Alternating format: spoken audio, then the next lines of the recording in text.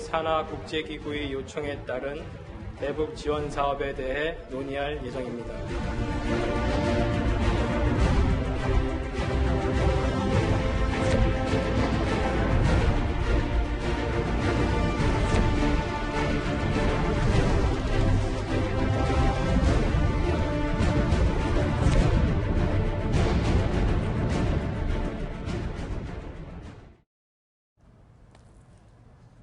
자, 오늘 발표가 있었습니다. 정부가 국제기구를 통해 대북 인도 지원을 논의하겠다라고 밝혔습니다. 아직 결정된 사항은 아니고요.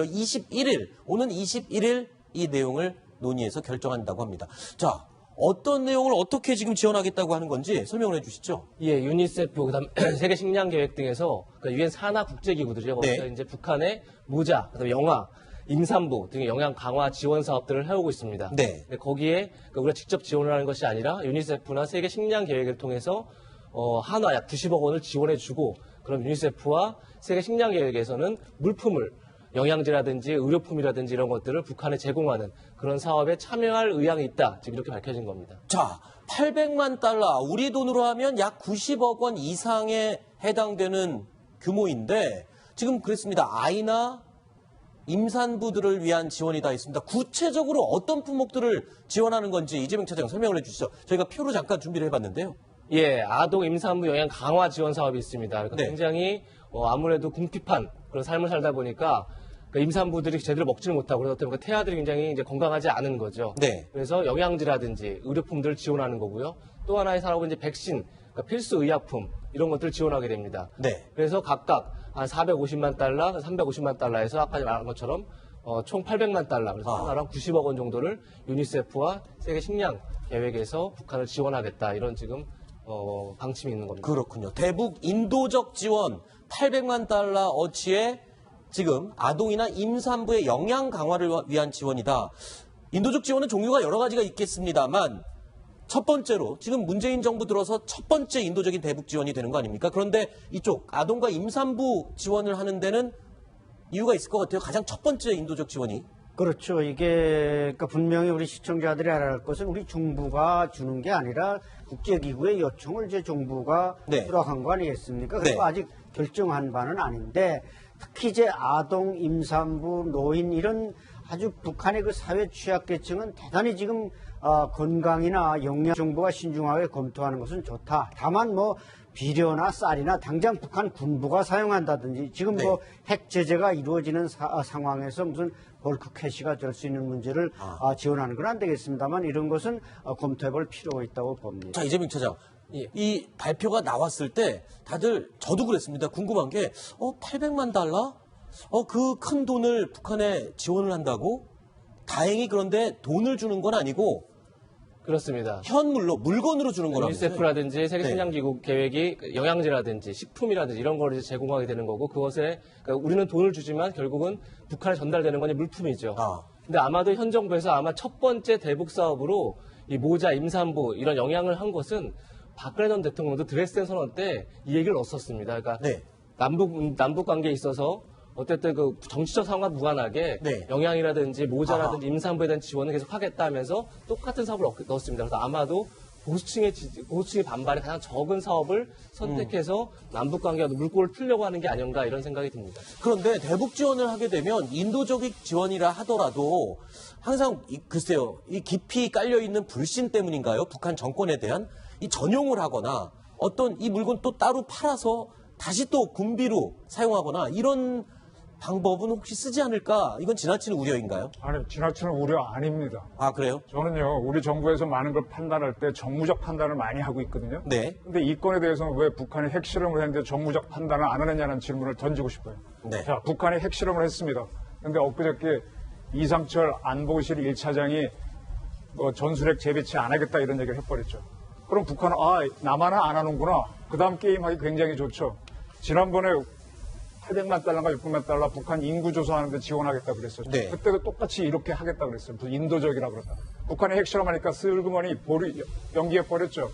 그러면 지금 유엔 기구에서 하니까 우리는 유엔이 하는 거니까 유엔 제재에 해당이 안 된다고 돈을 내려고 한다. 네. 그다음에 두 번째로 아마 공작하는 국정원에서는 이런 식으로 북한의 커넥션을 가져야만 뭘 할 수 있다라고 하는데 북한이 그렇게 바보입니까? 네. 지금 이거는 국민 감정을 좀 무시한 거고 네. 이때 진짜 정무적인 지금 우리가 북한의 핵실험을 해도 전술핵을 배치 안 하겠다. 네. 그다음에 또 유엔을 통해서 지원하겠다. 북한이 우리를 어떻게 판단하겠다. 알겠습니다. 도발하기 좋아지는 걸 자꾸 만들어주는 거예요. 알겠습니다. 김종국 시장님은 좀 다른 의견이 있으신 것 다른 같은데. 게요. 예.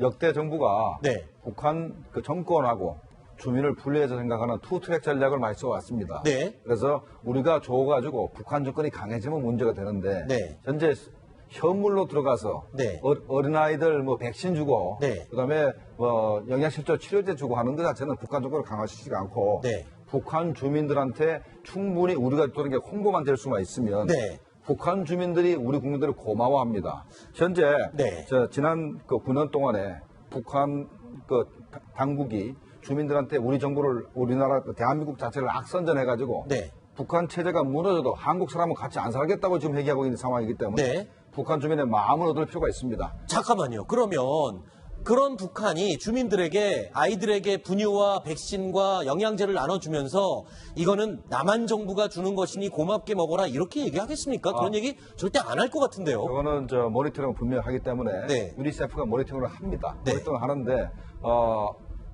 우리 정부도 유니세프에서도 이제 한국 정부 노래 도왔다는 얘기를 하겠지만 네. 우리도 대북 방송이라든가 대북 전단 그다음에 최근 들어서 BBC도 대북 방송 시작했어요. 네. RFA나 이런 걸 통해 가지고 우리가 북한에 뭔 지원을 했다 이런 걸 홍보할 필요가 있죠. 그래서 북한 주민들 마음을 얻어야 됩니다.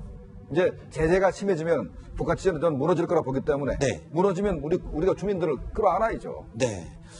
안철수 소장님 얘기 잠깐만 들어보겠습니다. 두 분은 약간 상대적으로 다른 반대되는 의견을 말씀해 주셨는데요. 네, 이제 유니세프나 또 우리 부피가 어디에서 어떤 국가의 상품을 사서 북한에 줄지는 모르겠습니다만은 네. 북한 사람들은 그걸 받아볼 때 당장 대한민국 브랜드가 있는 건 아니고 외국 상품이 들어왔다.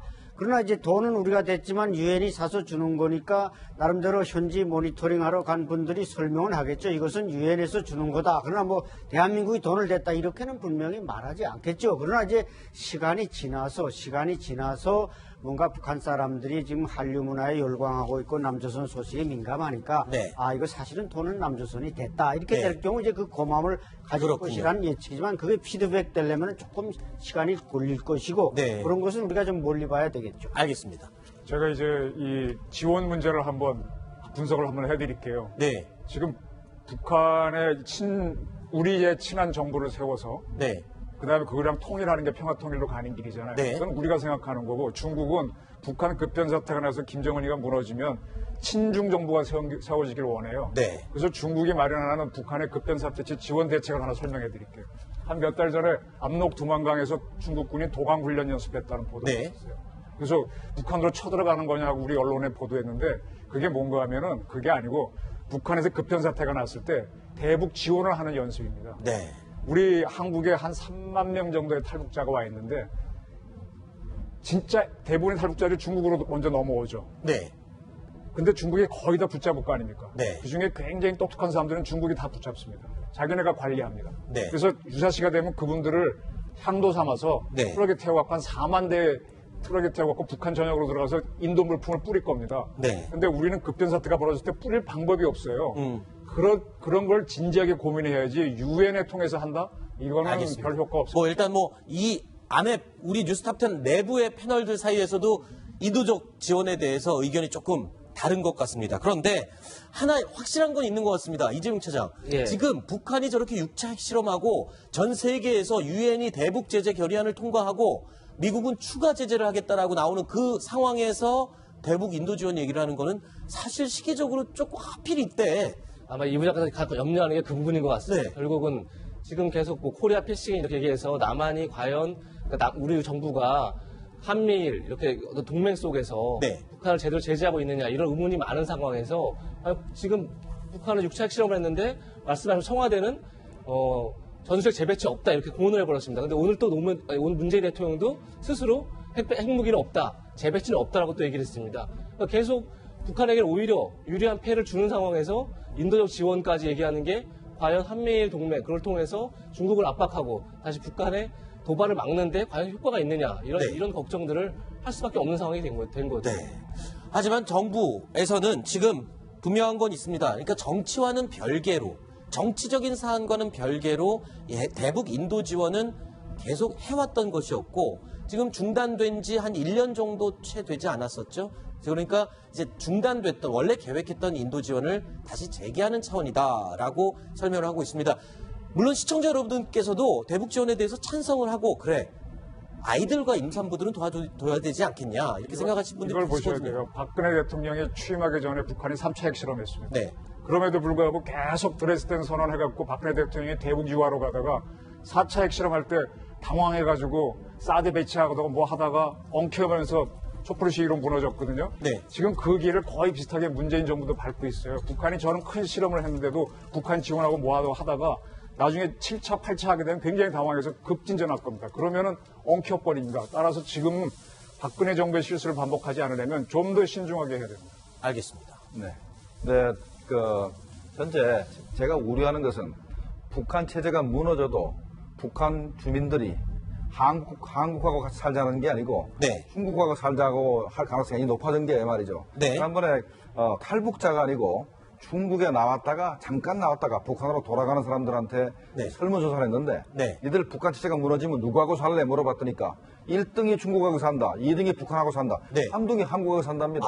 그래서 이런 부분에 있어서 만약에 이 북한 체제가 무너졌을 때 북한이 중국으로 안 넘어가게 하려면 네. 지금부터 우리가 준비해야 되고 네. 북한 주민의 마음을 얻을 필요가 있다. 그런 주장을 하고 있습니다. 알겠습니다. 자, 지금 말씀드리는 동안 속보가 들어왔습니다. 문재인 대통령이 미국의 뉴스 전문 채널이죠. CNN과 인터뷰를 했습니다. 이런 내용으로 인터뷰를 했습니다. 문재인 대통령, 한반도의 핵무장 또는 전술핵 재배치에 반대한다라는 입장을 분명히 밝혔습니다. 최근 송영무 국방장관이 미국을 방문해서 한미 양국 국방장관 회담에서 이 전술핵 재배치에 대해서 언급을 했었고 또 국회에서 의원들과도 이 내용이 언급이 됐었습니다. 정치권에서는 전술핵 재배치 논란이 뜨겁게 논의되고 있었고 오늘 자유한국당 의원들이 미국 의회에 개별적으로 전술핵 재배치를 요청하기 위해서 방문하겠다라고까지 밝혔는데 자, 문재인 대통령이 미국 언론에다가 직접 저렇게 얘기한 거는 공식적으로 선언을 한 거나 다름없는 것 아닙니까? 그렇습니다. 현 정부의 입장을 다시 한번 분명히 한 건데요. 그러니까 결국 송영 국방부 장관 얘기를 이제 대통령이 정리한 거죠. 그래서 논란이 있었지 않습니까? 네. 근데 이 문제가 왜 심각하냐면 어쨌든 전술핵 재배치라는 건 굉장히 대한민국으로서는 가질 수 있는 그냥 협상 카드거든요, 분명히. 네. 재배치를 하든 안 하든가를 떠나서요. 근데 저런 협상 카드를 저렇게 대통령이 쉽게 버리면 사실 우리가 내놓을 수 있는 카드가 이제 없는 거죠. 네.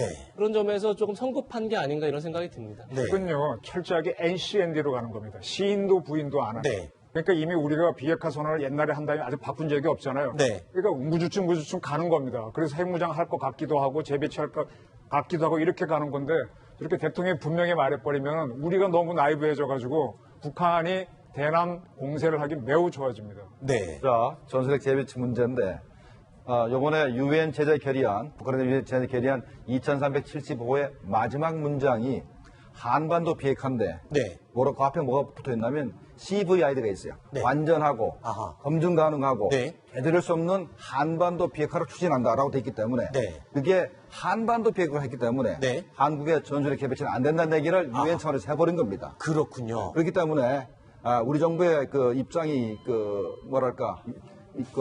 움직일 수 있는 공간이 적고 네. 또 하나는 우리가 약간 속았어요. 트럼프 행정부가 네. 전술핵 재배치를 얘기하고 한국과 일본의 핵무장을 용인하는 방법을 검토하겠다 이렇게까지 했죠. 그렇죠. 그래놓고 유엔 제재 결의안이 통과됐는데 유엔 제재 결의안에 바로 한반도 비핵화가 들어가 버렸어요. 아하. 그렇다는 얘기는 트럼프 행정부가 중국과 러시아를 압박하기 위해서 전술핵 재배치를 던졌고 또 말폭탄을 쓴 거군요. 그렇죠. 한국과 일본의 핵무장이라는 그런 강수를 던져가지고 네. 중국과 러시아를 압박한 것이지 네. 한국에 용인할 가능성이 별로 없었던 겁니다. 그러면 문재인 대통령의 저 입장, CNN과의 인터뷰에서 한반도 핵무장 그리고 전술핵 재배치에는 반대한다라고 밝힌 부분, 이거는 지금 대북 제재 결의안 2375호에도 명시된 그런 국제적으로 용인받는, 인정되는 그리고 인정해야 할 그런 부분이군요. 알겠습니다. 자, 이재명 차장 이야기는 이 순서까지 듣도록 하겠습니다. 오늘 고맙습니다. 다음 소식도 준비되어 있습니다. 화면으로 확인해 보시죠.